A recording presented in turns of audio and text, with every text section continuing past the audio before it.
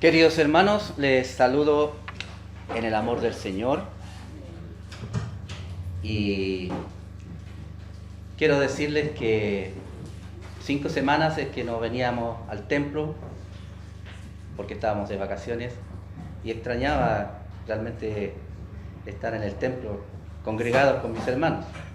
Así que le doy gracias al Señor porque nos permitió con mi esposa visitar toda la familia, nuestros hijos, nietos, familiares en el sur y también disfrutar de un hermoso paseo. Así que le doy gracias al Señor eso y ahora gracias al Señor porque estoy nuevamente con ustedes y con la responsabilidad de traer la palabra que Dios quiere que oigamos en este día.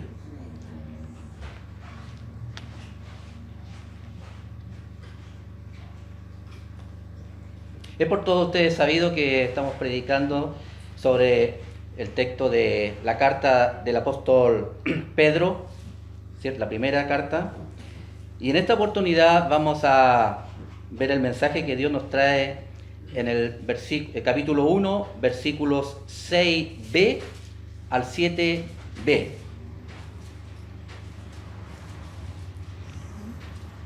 La palabra del Señor dice: aunque ahora por un poco de tiempo, si es necesario, tengáis que ser afligidos en diversas pruebas, para que sometida a prueba vuestra fe, mucho más preciosa que el oro, el cual, aunque perecedero, se prueba con fuego, sea hallada en alabanza, gloria y honra cuando sea manifestado el Señor Jesucristo. Ese es nuestro texto que nos concierne en el día de hoy. Señor nuestro Dios, bendito Padre que está en los cielos y que mora en nuestros corazones, queremos rogarle, Señor, que usted abra nuestro entendimiento, que el Espíritu Santo nos ilumine para entender lo que usted quiere que entendamos de su palabra, no otra cosa, Señor. Y a mí como expositor, Señor, le ruego que tenga misericordia, Señor, y me permita exponer lo que su palabra dice y no lo que yo pienso. Padre, no se fije en mi debilidad, sino más bien, Señor, que su palabra cumpla lo que usted quiere que haga. Gracias, Señor, porque en el nombre de Jesús se lo rogamos. Amén.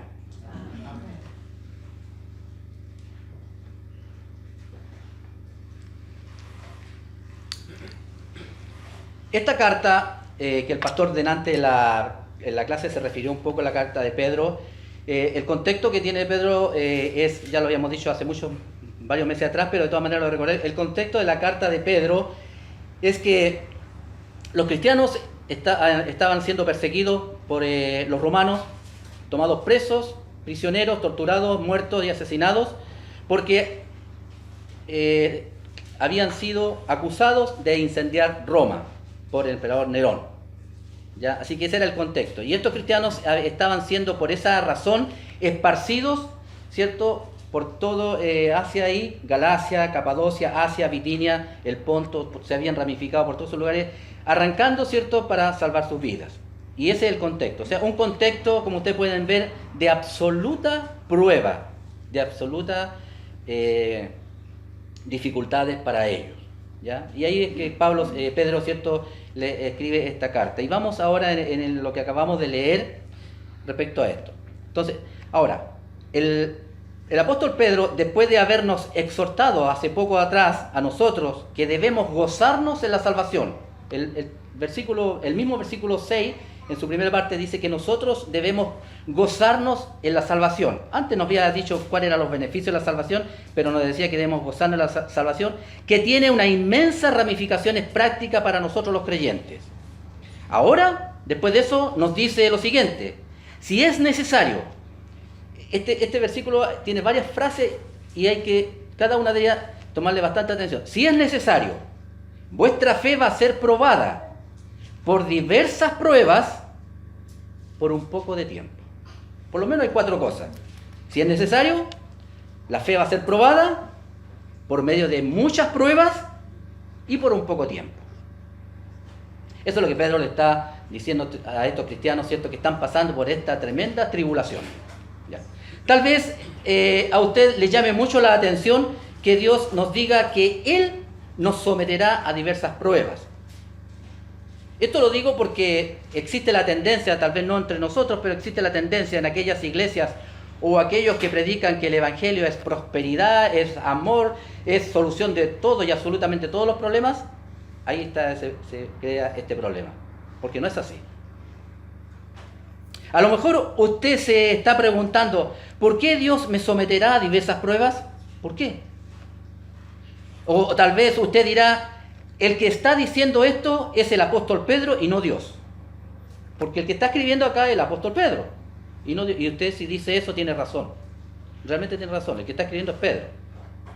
Pero Dios le va a responder a usted por la misma escritura. Es Pedro el que escribe, pero la escritura misma nos dice, toda la escritura es inspirada por Dios. Eso se lo dice Pablo a Timoteo. Y además, el mismo Pedro les dice, porque nunca la profecía fue traída por voluntad humana. Nunca. Las profecías están aquí en la escritura y ninguna de ellas fue traída por una voluntad humana. Así que, primero, no es humana. Segundo, sino que los santos hombres de Dios, o sea, los que escribieron aquí eran santos hombres de Dios, no eran comunes. Y ellos hablaron siendo inspirados por Dios, por el Espíritu Santo. Entonces, lo que acaba de decir Pedro acá, sí, es Dios el que está hablando y diciéndonos que nosotros podemos ser sometidos a diversas pruebas por un poco de tiempo, si es necesario. Así que, aunque fue el apóstol Pedro quien escribió esta carta, pero fue inspirado por el Espíritu Santo, por lo tanto, esta sí es palabra de Dios. Nosotros, hermanos, los seres humanos, sometemos a prueba casi todas las cosas con la intención o propósito de verificar o comprobar que el objeto o la persona sometida a prueba cumpla con el propósito para el cual fue creado o la responsabilidad que se le dio a una persona. Para eso son las pruebas. Desde el mismo momento que nosotros nacemos, todos somos sometidos a pruebas. Yo recuerdo por lo menos, cuando nació mi hijo mayor, me asombré mucho, porque después que el ginecólogo sacó el bebé, lo tomó inmediatamente de sus manos el pediatra, y yo me asusté mucho porque lo tomó y lo vi con una no sé cómo se llama, manguerita larga, la tomó, le abrió la boca al bebé, recién nacido, la introdujo, no sé hasta dónde se la introdujo, después la tomó y le hizo una prueba. Claro, después supe que lo que hacía estaba sacándole el posible líquido que pudiera tener el bebé en el interior. Bueno, todos los objetos fabricados son sometidos a pruebas para verificar si cumplen para lo cual fueron construidos. Todos. Todos los objetos que compramos, antes de que usted los conecte en la casa, lo enchufe, lo conduzca o haga lo que haga, en la empresa donde se fabricó son sometidos a rigurosas pruebas. Todos. Además, todos los seres humanos, hermanos, seremos sometidos a una prueba en alguna etapa de nuestra vida. Todos. Ya sea una prueba de salud, un examen, una prueba de habilidad en el colegio, prueba de conocimiento, prueba de destreza, prueba de fidelidad, prueba de idoneidad, prueba de veracidad, prueba de transparencia y también prueba de fe. Así que no nos asombremos. Los seres humanos estamos todos propensos en cualquier momento a estar sometidos a pruebas. Y de hecho, Dios, que es nuestro creador, sometió a prueba al hombre más perfecto que Él creó, a Adán. Apenas lo creó, Él lo sometió a prueba. Y ustedes tienen el relato de Génesis. De todo lo que está en el huerto podrás comer, pero lo que está en el medio de él no comerás. ¿Por qué? Y le da las razones que le va a pasar si come. Lamentablemente, Adán no pasó la prueba. Y por eso estamos acá y somos como somos. Pero todos nosotros tenemos que entender que vamos a ser probados en cualquier momento. Lo primero que debemos dejar muy en claro es que prueba no es lo mismo que tentación. Y aquí ya tenemos que ir entendiendo. Porque nosotros en nuestra vida cristiana tenemos que distinguir una prueba de una tentación. Por lo tanto, tentación, ¿qué es lo que es una tentación? ¿Cómo podemos entender una tentación? La tentación es la instigación que induce el deseo de algo agradable, pero dañina a lo largo plazo, daña a largo plazo. Por muchas razones, como legales, sociales, psicológicas o por un problema de culpa nos daña. En el ámbito religioso en el que nosotros estamos, se refiere a la inclinación de cometer pecado. Eso es tentación. Inclinación a cometer pecado. Pecado es desobedecer las normas de Dios. Puede tratarse de una persona, de una cosa, de circunstancias, de otro tipo de estímulos. O sea, podemos ser tentados de varias formas, con varios estímulos, de varios modos. La tentación siempre conduce a lo malo y lo prohibido. La tentación, hermanos, está asociada a lo siguiente, la tentación, para que no se nos olvide, a la seducción y la provocación a cometer lo malo ante Dios. Eso es tentación. La pregunta que podemos hacerle inmediatamente de esto es, ¿y de dónde viene la tentación?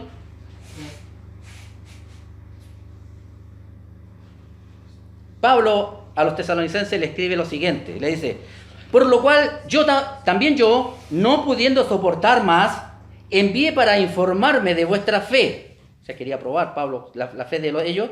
No sea que hubiese tentado el tentador y que nuestro trabajo resultase en vano.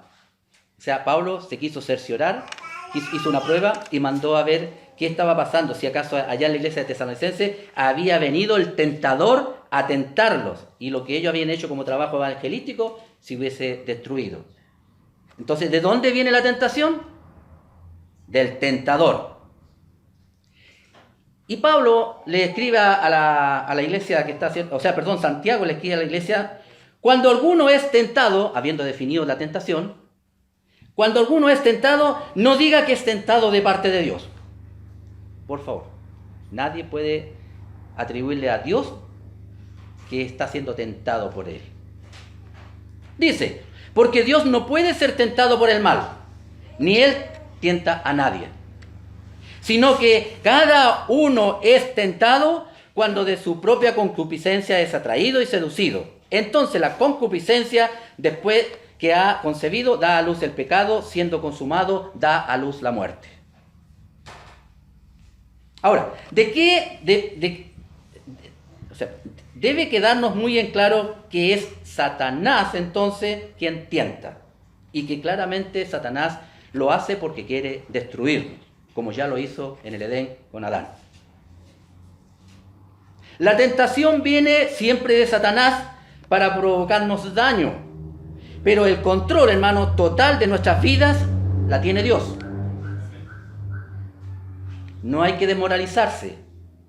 La tentación viene de Satanás, es poderoso, pero el control total de nuestras vidas la tiene Dios. Dios es soberano sobre todo, y cuando decimos todo, es todo. No algunas cosas, pues nada escapa a la soberanía de Dios. Es tal la soberanía de Dios respecto a esto, que ni aun Satanás puede hacer lo que él quiere. Y Pablo le escribe a los corintios y les dice, para que estén más tranquilos y de cartas de alivio, les dice, no os ha venido ninguna tentación que no sea humana.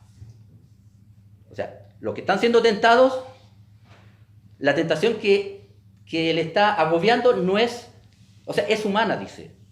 Es una tentación humana, que por lo tanto que se puede soportar. Pero fiel es Dios, que no os dejará ser tentado más allá de lo que podáis resistir, sino que dará también juntamente con la tentación la salida para que podáis soportar. Eso nos muestra que Dios tiene el control absoluto de todo lo que pasa en esta vida, incluso lo que hace Satanás. Él nos puede tentar, pero Dios es el que tiene el control hasta cuándo, cómo lo puede hacer. Nosotros podríamos asombrarnos porque estamos hablando de tentación. Alguien podrá decir, ¿y por qué vamos a ser tentados?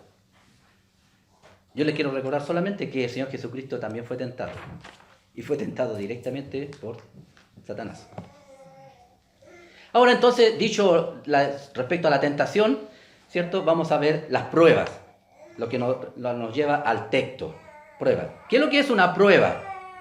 A diferencia, ¿cierto?, de la tentación, prueba es acción de probar a alguien para conocer sus cualidades y reacciones, con motivo de verificar su eficacia y saber cómo reacciona frente a varias circunstancias o hechos determinados. Y probar si ha aprendido la lección. Eso es probar. En ninguna de ellas el probar tiene como significado el inducir, el provocar a.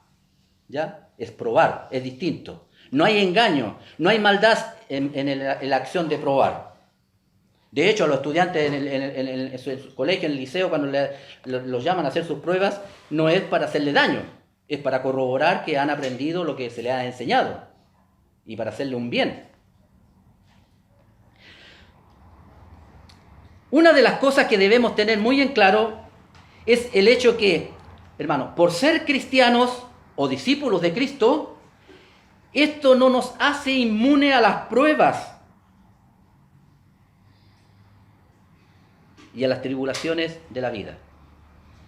Hermanos, digo que hay que tenerlo muy en claro porque, como decía al principio, la Biblia en todo su contexto general nos está enseñando que los cristianos pasamos por dificultades y vamos a ser probados, ¿ya? Y por eso que tenemos que hacerlo como algo que es nuestro, no asombrarnos cuando eso acontezca. Pero, ¿por qué el Dios tan bueno y amoroso permite que pasemos pruebas tan dolorosas?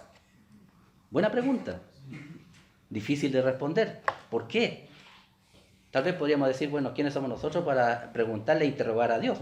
Pero sí tenemos que entender que siempre Dios tiene un propósito para hacer algo. Nunca ha hecho algo o hace algo en nuestras vidas, y la Biblia lo corrobora, que no tenga un propósito final. De todas maneras, Pablo, en la carta que le escribe a los romanos, les dice, y sabemos que a los que aman a Dios, todas las cosas les ayudan a bien. O sea, e incluso aquellas cosas que son tristes, dolorosas, nefastas. Un ejemplo. Hay muchos ejemplos en la Biblia, pero les voy a recordar uno que ustedes deben de conocérselo de memoria.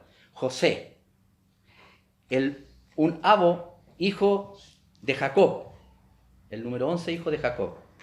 A él le pasó algo terrible, ¿cierto? Sus hermanos lo quisieron matar, no pudiendo haberlo matado, ¿cierto? Fue tirado a un foso, le dijeron a su padre que había sido muerto por un animal, pasó un mercader, lo recogió, lo llevó a Egipto, lo vendió como esclavo, trabajó, y todo esto ¿para qué? Todo esto malo, negativo y triste, ¿para qué? Para que a la vuelta de un tiempo el pueblo de Israel, el pueblo de Jacob, que estaba pasando hambre y necesidad, fuera a cobijarse en Egipto, donde José había sido inmensamente engrandecido por Dios. O sea, nosotros vemos lo que hoy nos ocurre. Usted ve su dificultad, su prueba hoy día. Pero hay que mirar o pensar por lo menos que Dios tiene un propósito para algo en esa prueba. Y siempre es así. Hay muchos otros ejemplos. Esto significa que las pruebas y las tribulaciones que Dios permite que ocurran en nuestra vida son parte de todas las cosas que nos ayudan a bien. Todas las cosas que estamos pasando en nuestra vida nos ayudan a bien. Por lo tanto, para el creyente, todas las pruebas y tribulaciones tienen un propósito divino. Queridos hermanos, el propósito de Dios en este tema de las pruebas es que cada día seamos transformados más y más a la imagen de Cristo. Ese es el propósito final o resumen del propósito de Dios en nuestras vidas. Que cada día nos asemejemos, nos parezcamos más a Cristo. Sed imitadores de mí, dice el Señor.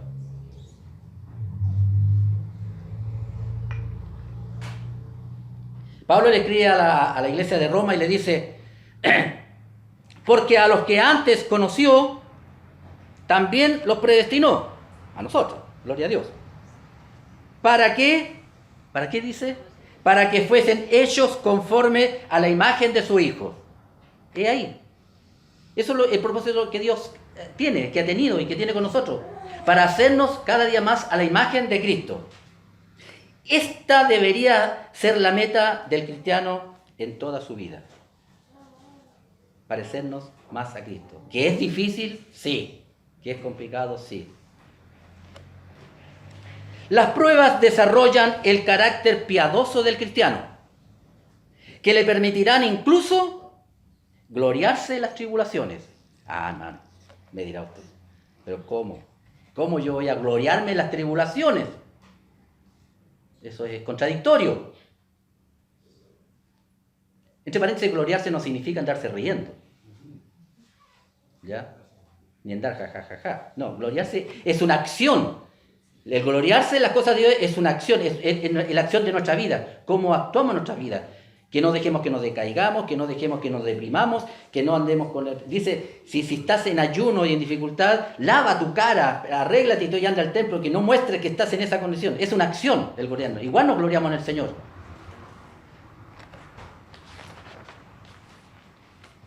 Hermanos, Dios nos somete a diversas pruebas.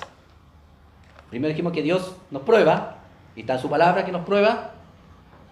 Leímos un ejemplo delante, ¿cierto? En el Antiguo Testamento. De ahí lo voy a recordar. ¿Sí? Pero Dios nos somete a diversas pruebas. Primero, para que le conozcamos a Él. Hermano, Dios quiere que nosotros le conozcamos a Dios. Por eso que dejó esta Biblia, este escrito. ¿Cuántos cristianos murieron por luchar para que nosotros tuviéramos esta Biblia aquí en este momento? ¿Cuántos fueron quemados, torturados y degollados, cristianos, para que nosotros tengamos esto aquí a nuestra felicidad y la leemos no sé cuánto? Hay un trasfondo tremendo para que tengamos esta escritura acá nosotros. Y Dios la dejó para que nosotros le conozcamos a Él. Hermanos, si tuviéramos todo resuelto en nuestra vida y sin ninguna necesidad de ningún tipo, le aseguro que no acudiríamos a Dios. Y por lo tanto, no conoceríamos cómo Él es, cómo actúa frente a mis necesidades, ni sabríamos que Él es amoroso e inmensamente misericordioso. No le conoceríamos. Si no necesitáramos nada. Es que somos humanos. Es típico que normalmente cuando estamos afligidos, tenemos una gran prueba, acudimos al Señor. De las 24 horas del día, aplicamos muchísimas horas en estar con el Señor. Pero solucionado el problema, la verdad las cosas que cada uno de nosotros sabe cómo actuamos. Descansamos de eso a lo mejor. Ya no está esa dedicación, no está esa oración constante. El Señor nos prueba también, como decía recién, porque quiere que le conozcamos. Y el Señor Jesucristo dice, en el Evangelio Juan dice, la palabra de Dios dice esto, dice, y esta es la vida eterna. ¿Qué es la vida eterna? Que te conozcan a ti, el único Dios verdadero, y a Jesucristo a quien has enviado. Eso es lo que quiere Dios, que te conozcan a ti. Hermano, ¿qué tanto conoce usted a Dios?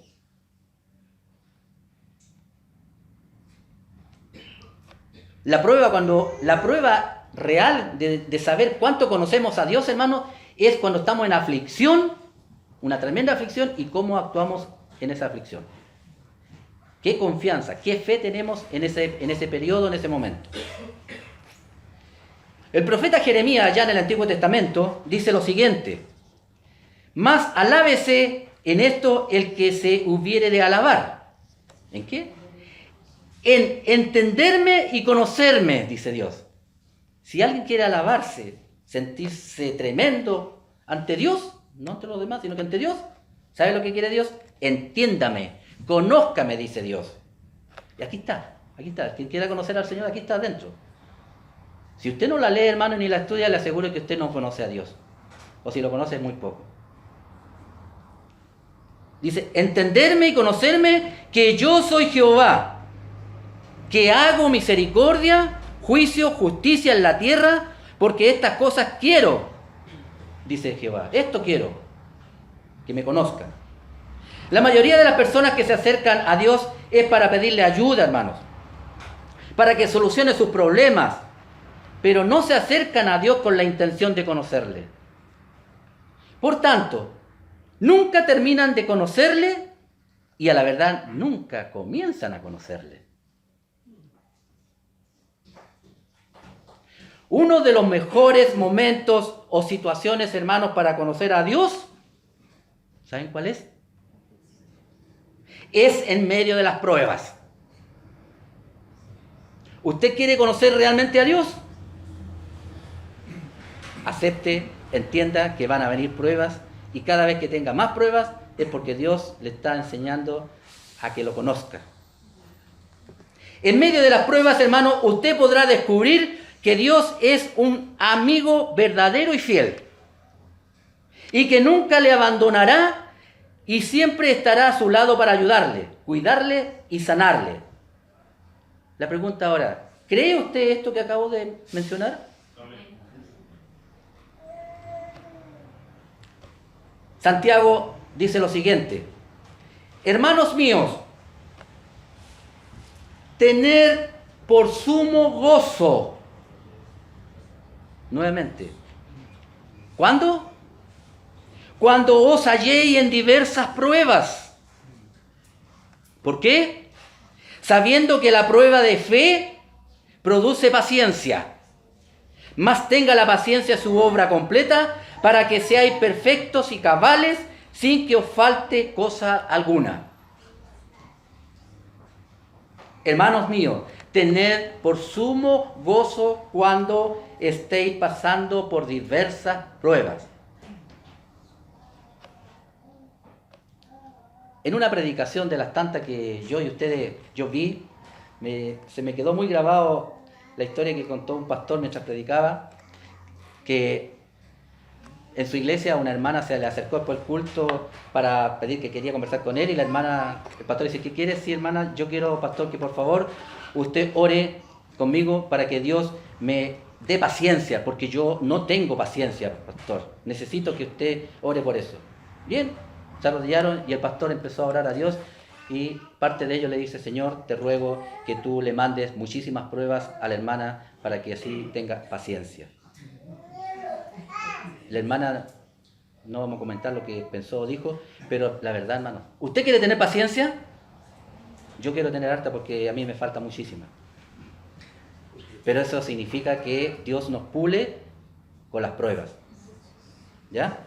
Entonces no nos asombremos frente a las pruebas. Van a venir o están.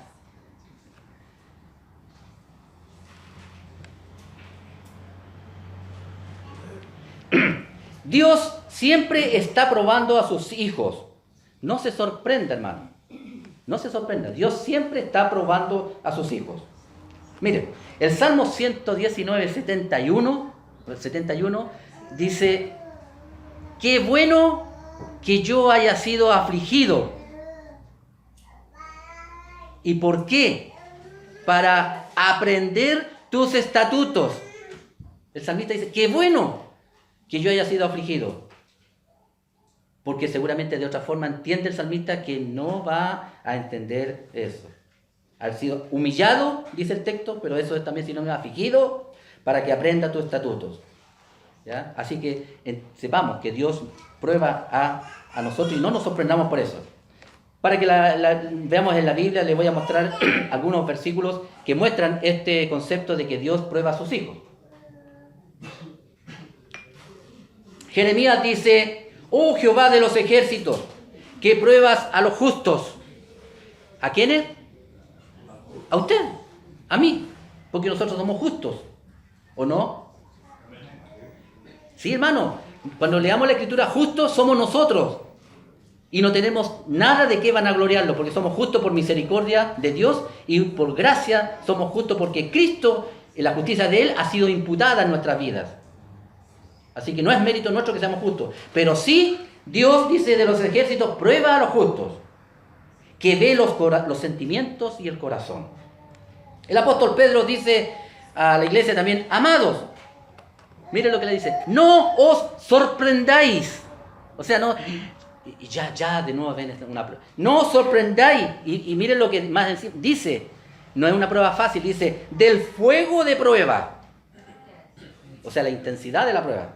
Dice: amados, no os primera de Pedro 4:12, quien quiera verificarlo.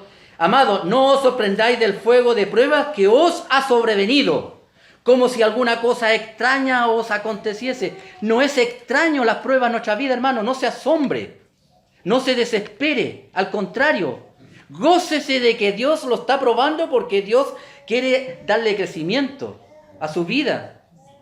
Quiere que usted cada día despierte más y sea un mejor, acercándose a la estatura de Cristo.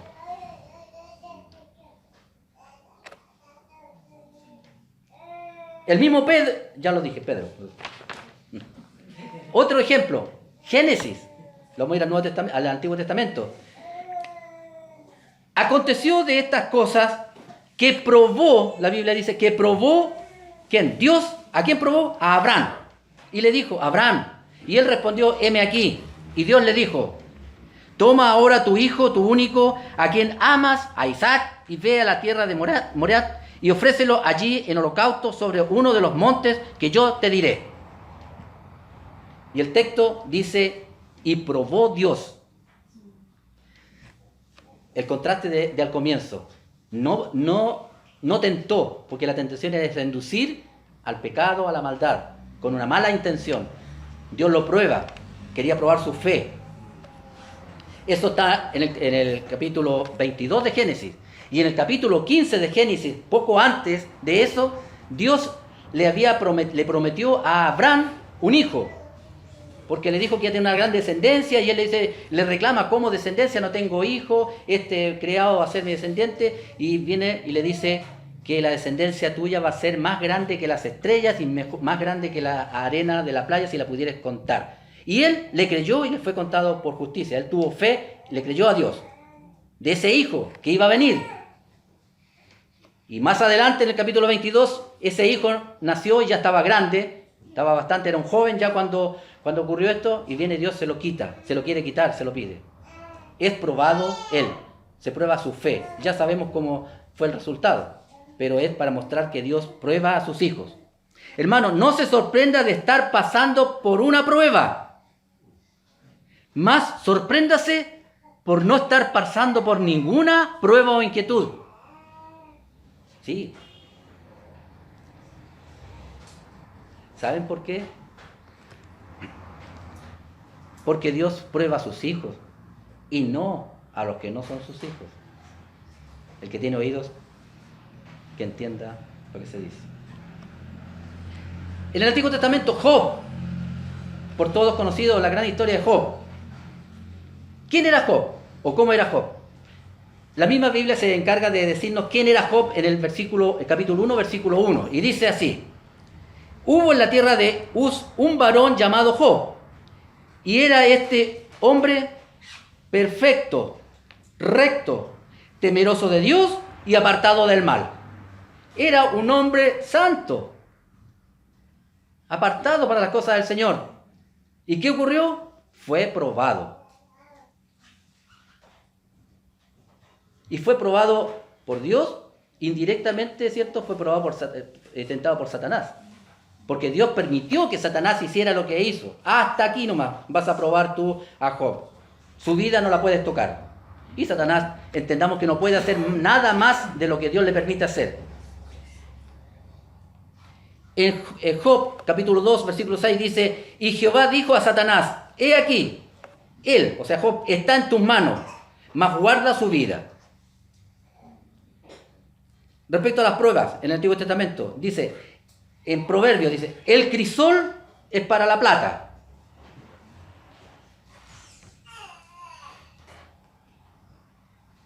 La hornaza para el oro. O sea, un tremendo horno de fuego es para fundir el oro y sacar su impureza. Pero Jehová prueba los corazones. En el Salmo 11:5 dice el salmista: Jehová prueba al justo, pero al malo y al que hace violencia, su alma lo aborrece. Entonces, lo que decía delante yo, ¿a quién prueba Dios? Al justo, a sus hijos. Las pruebas, hermanos, muchas veces producen dolor y tristeza. ¿No es así? Mucho dolor y tristeza. Eso no lo podemos eludir ni desconocer. Pero alguien podrá decir, o alguien alguna vez ha dicho, y hay que tener cuidado, cuando está pasando por alguna prueba y dice, ¿por qué a mí? Señor, si yo he hecho toda tu voluntad, ¿por qué a mí? Bueno, nosotros no somos indicados a criticar ni a cuestionar a Dios. Ya están dichas las explicaciones por qué Dios nos quiere probar. Pero no digamos ni pretendamos, aunque no lo expresemos, pensar ¿por qué a mí? ¿Por qué no a ese otro? Que es así, así, así. No. Ahora, ¿se imaginan ustedes que el Señor Jesús hubiese dicho a Dios, Padre, ¿por qué a mí me estás probando aquí en el desierto? ¿Por qué? Menos mal que no lo dijo y que pasó la prueba, airoso. El único ser humano que ha pasado las pruebas de Dios es Cristo, porque Él es perfecto hombre y perfecto Dios. Y gracias a eso nosotros estamos aquí esperando que el Señor nos llame y que vamos a ir a su presencia a gozar de Él. Cuando nos llame, más rato, mañana, cuando sea. Es gracias a la obra de Cristo Jesús. Ahora, hermanos, este otro punto muy importante relacionado con las pruebas. No confundir. ¿No confundir qué? Las pruebas con consecuencias. Consecuencias por nuestra desobediencia, consecuencias por nuestro pecado. Hermano, es muy necesario e importante que usted pueda distinguir si la aflicción por la que está viviendo en este momento es una prueba de Dios o es una consecuencia de su pecado, de su maldad. Las dos cosas son distintas. Y nosotros debemos tener la capacidad de discernirlo. Si es una prueba de Dios, no se olvide de lo siguiente. No os ha sobrevenido ninguna tentación que no sea humana, pero fiel es Dios, ¿cierto?, para dar juntamente con la tentación la salida. Y no nos probará más allá de lo que podamos resistir. Pero si su aflicción es el resultado de una consecuencia de su pecado, de su desobediencia a Dios, lo que debe hacer es reconocer que pecó contra Dios, primero, y sentir arrepentimiento por haberle ofendido, y pedirle perdón a Dios. Esas deberían ser las tres, o hay otras cosas más básicas que debería hacer usted si lo que está sufriendo, el dolor que está pasando es por una consecuencia de su pecado. Y la pregunta sería, ¿y cuál será el resultado si yo hago eso? La misma Escritura se encarga de darnos la respuesta, hermano. Nos dice, el apóstol Juan dice, si confesamos nuestros pecados, Él es fiel y justo para perdonar nuestros pecados y limpiarnos de toda maldad. Pero aquí hay un pero. ¿Tiene usted que saber que Dios, al perdonar todos sus pecados, las consecuencias del pecado habrá que sufrirlas? Pero Dios, hermano, tiene todo el poder para hacer con esas consecuencias lo que Él quiera. Y muchas veces su inmensa misericordia nos sorprende. Y yo soy testigo de eso, hermano.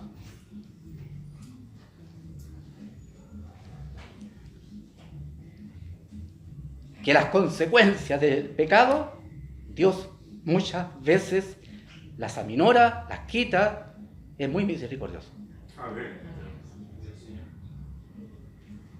Por ejemplo, cualquier persona que cometa un delito, va a tribunal y la justicia lo condena a cárcel. 10 años por lo que haya hecho. Esa persona tiene que cumplir la consecuencia de su pecado y pide perdón a Dios y es un cristiano. O se convierte después, pero la consecuencia tiene que sufrirla. Pero Dios es tan bueno y maravilloso que nos asombra que pudiera darse el caso de que el presidente de la República lo indultara y estuviera muy pocos años en la cárcel. Y si fuera así, eso sería la obra de Dios. O sea, son innumerables las formas como Dios actúa.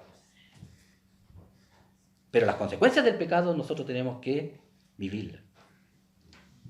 Al final de todo esto de las pruebas, hermano, la pregunta que tendríamos que hacerlo es, ¿qué es lo que está probando Dios? De todo lo que hemos hablado, ¿qué es lo que está probando? La fe. Todo se basa en la fe en este caso. Dios quiere probar su fe. Por supuesto que en la fe, queridos hermanos, sobre la fe hay mucho que decir, estudiar, definir, aceptar. Pero no es este el centro del mensaje de hoy. pero sí debemos definir y comprender algunas cosas básicas de la fe, como por ejemplo, ¿a qué fe nos estamos refiriendo? Por supuesto que a la fe cristiana, a la fe salvadora. A esa fe nos estamos refiriendo. ¿Ya? La fe cristiana, hermano, no es una opción o convicción humana, sino una confianza sumamente firme y un asentamiento claro e inquebrantable de la mente, seguido de una percepción ciertísima de la verdad de Dios revelada en la Escritura y los apóstoles. Una larga definición de fe. Pero espérense, ya vamos a llegar. Dios es mucho más claro para definirnos la fe.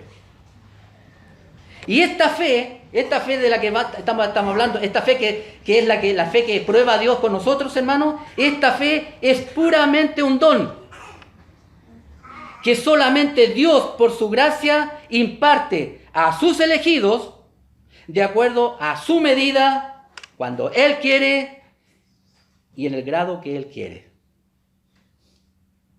La fe es un don de Dios que la da Él a quien quiere, cuando quiere y en la intensidad que Él quiera. Y esta fe es realizado, hermanos, por el Espíritu Santo, por medio de la predicación de su palabra. Y esta fe crece, se fortalece por la administración de los sacramentos y la oración. Por eso que un cristiano no puede y no debe, claro puede, pero no debiera no congregarse. Porque el crecimiento de su fe está aquí, donde Dios expresa su palabra y donde se ejercen los sacramentos que son las que la permiten crecer la fe. Por esta fe, el cristiano cree.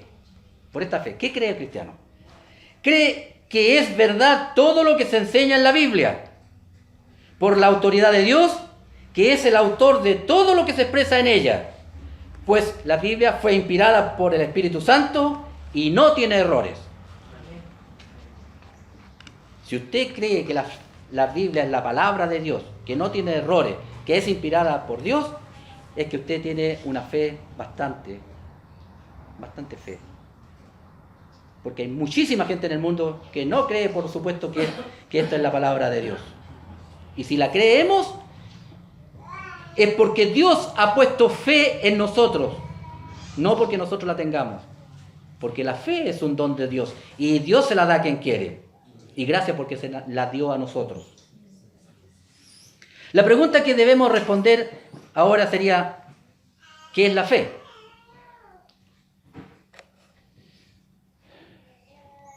Yo me gozo mucho en un texto de la Biblia, hermanos, que es muy cortito, pero que con tanta sabiduría de Dios, por supuesto, define tan claramente la fe, y es tan corto, dice,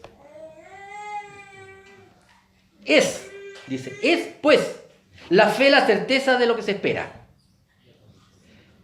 O sea, la fe es la certeza de lo que se espera. O sea, la fe es lo que yo espero que va a acontecer más adelante, lo cual no veo, no sé cómo va a ser, pero yo tengo fe, tengo esperanza en algo que va a ocurrir después, algo que está anunciado, prometido.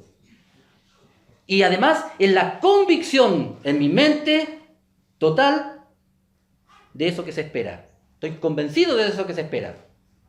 Son esas dos cosas. Es corto, es muy contundente, tal vez de pronto es difícil de entender, pero esa es la fe. Esperar confiadamente en un hecho que va a acontecer y tener una certeza profunda de que así va a ser. Tener fe y creer es para el Antiguo Testamento apoyarse en Dios y en su palabra salvadora, que conduce la historia del mundo y que establece su alianza primero con los padres y después con su pueblo Israel. Y tenemos un ejemplo de eso, de fe. Es el que yo mencionaba delante, en el caso de Abraham. Abraham fue probado. Y no mencioné, y lo menciono ahora, que si un matrimonio joven, Dios le promete que va a tener un hijo, tal vez no se extrañe mucho, porque es normal. Pero en el caso de Abraham, hermano, ya era anciano. Tenía 99 años, dice la historia. Pero tal vez ahí también habría algo que pensar. Según la anatomía humana y los que más saben de ciencia de medicina, yo no sé hasta qué edad, pero sé que el hombre es fértil hasta una avanzada edad, no sé hasta cuándo. Entonces podría, a lo mejor, Abraham, 99, ser padre. Pero en el caso de Sara, tenía 90 años. Y si pensamos igual como el concepto que acabo de decir de Abraham, podría ser, pero sí hay un no problema, sino que hay algo muy claro. La Escritura dice algo de Sara. Era estéril. Así que la promesa que le estaba haciendo era una promesa que él no era fácil creer. Y él creyó. De esta manera, Abraham se fió sin reserva de la promesa que Dios le hizo, quedando plenamente convencido de que Dios la cumpliría. En la historia del patriarca, la fe aparece de modo ejemplar y modélico, para que nosotros seamos modelos. Tal es así que Pablo le llama el padre de la fe. Pablo, leyendo los escritos de allá del Antiguo Testamento, muchos años antes, Pablo dice que Abraham fue el padre de la fe. Y el texto clave de la teología paulina respecto a la fe es: mas el justo por la fe vivirá, que está en Habacuc 2:4. Otra pregunta es: ¿de dónde procede esta fe y qué naturaleza tiene? La respuesta la da Pablo, ¿cierto? En la Escritura dice: por gracia sois salvos por medio de la fe, y esto no de vosotros, pues es un don de Dios. Si alguien cree tener fe por sus méritos, está equivocado. Todos los que tenemos fe es porque Dios nos ha dado fe. Y esa fe es la que nos salva. Y dice: ¿cuál es el principal fruto de la fe? Que el hombre es justificado por la fe sin la observancia de las obras de la ley. O sea, nosotros los seres humanos y nosotros que estamos acá hemos sido salvados por Dios por medio de la fe, que es un don de Él, pero la fe en Jesucristo. Ese es el resumen. La fe en Jesucristo. Y Pablo, después de haber estudiado un tremendo texto, una cátedra ahí en Romanos 1, capítulo 1 y 2, dice Pablo a los romanos, le dice lo siguiente: concluimos. Después de todo lo que he dicho, dice Pablo: concluyo, pues, que el hombre es justificado por la fe sin las obras de la ley. O sea, fe, solamente fe. ¿Cuál fe? Aquello que yo creo, estoy convencido, aunque no lo veo, pero sé que va a ocurrir. ¿Por qué? Porque lo prometió el único Dios verdadero, que es Jehová Dios.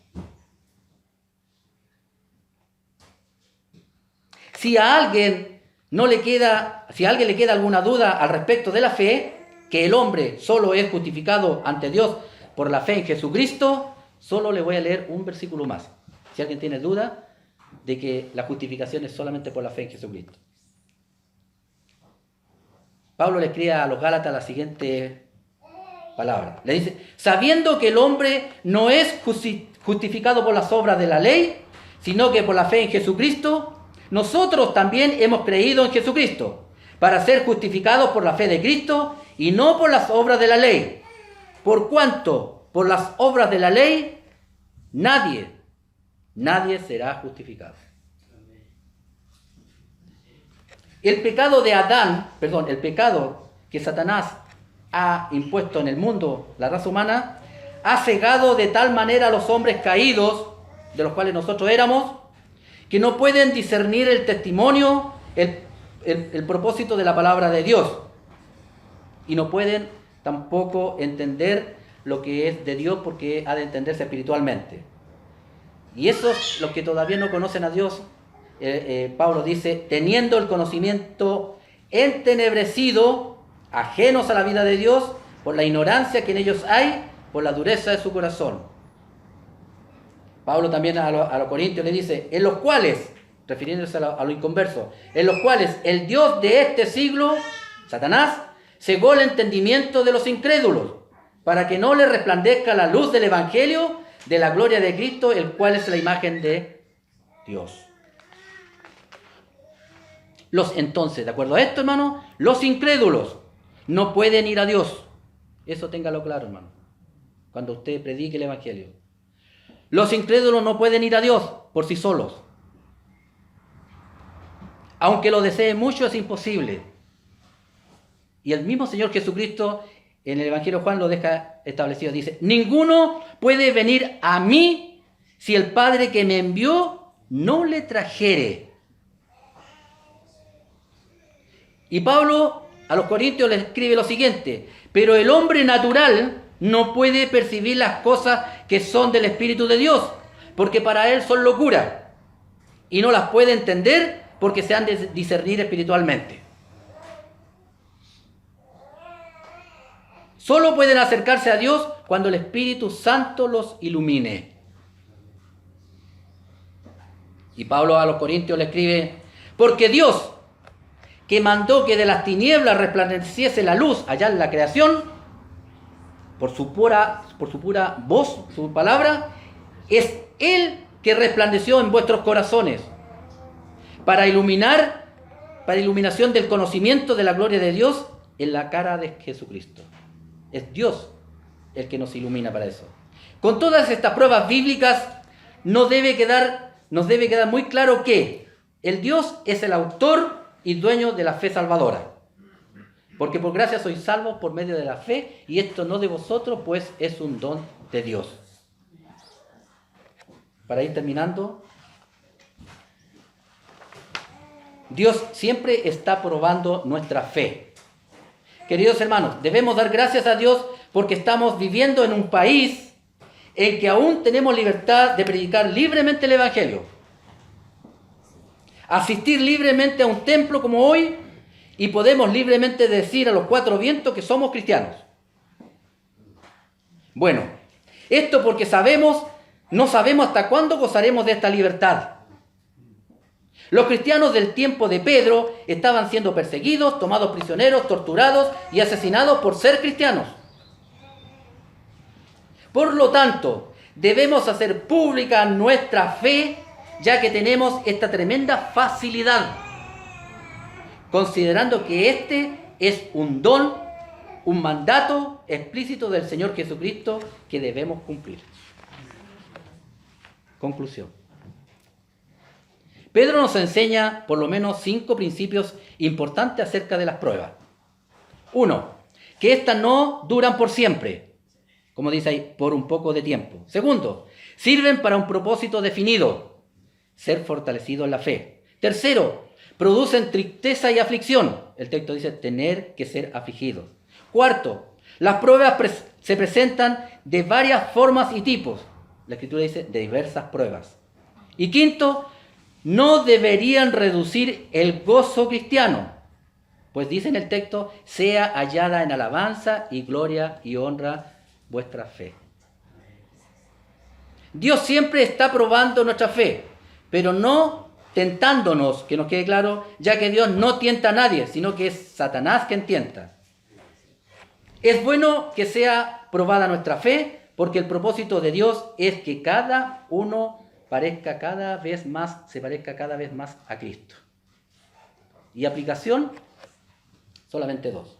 Hermanos, debemos tener mucho gozo cuando nos encontremos en diversas pruebas, porque sabemos que la prueba produce fe, que la prueba de nuestra fe produce paciencia, y la paciencia tiene su obra completa, para que seamos perfectos y cabales sin que nos falte cosa alguna.